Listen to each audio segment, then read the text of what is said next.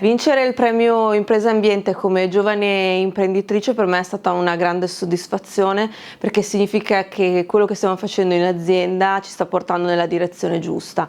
La nostra è un'azienda fortemente legata al territorio, che si sviluppa su 3 diverse aree produttive, tutte all'interno della provincia di Treviso. Nello specifico Tezze di Piave, Motta di Livenza e Cornuda. In queste sedi produciamo vini legati al territorio come il Raboso del Piave, il Manzoni Bianco, un incrocio ideato dal professor Manzoni della Scuola Enologica di Conegliano, e nei Colli Asolani l'Asolo Prosecco di OCG.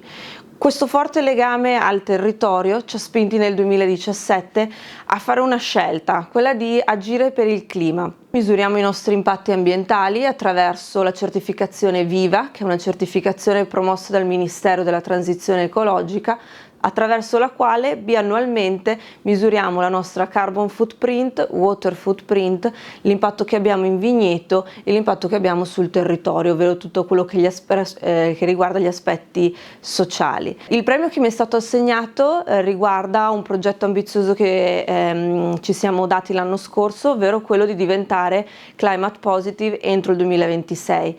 Essere un'azienda climate positive per noi vorrebbe dire essere un'azienda in grado di trattenere più CO2 rispetto a quelle che emettiamo. Quindi il progetto che stiamo mettendo in atto è quello di cercare innanzitutto di ridurre le nostre emissioni il più possibile attraverso l'utilizzo di energia verde, energia pulita certificata, piuttosto che ridurre i nostri consumi idrici sia in vigneto che in campagna. Altre cose che vengono fatte che sono fondamentali per noi riguardano tutto quello che è il packaging.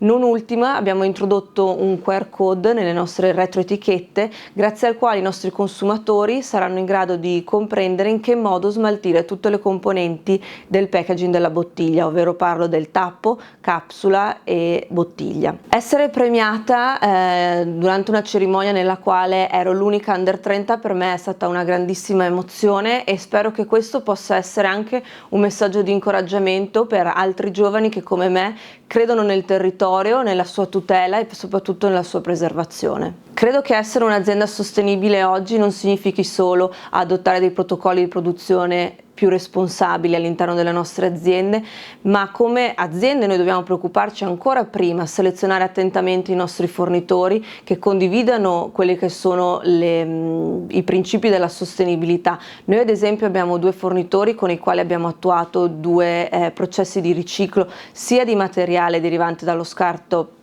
durante la fase di imbottigliamento sia nel post acquisto con i tappi. Inoltre la sostenibilità per me deve essere circolare, deve partire dai nostri fornitori, concretizzarsi in azienda attraverso il ciclo produttivo, ma deve continuare fuori con i nostri consumatori.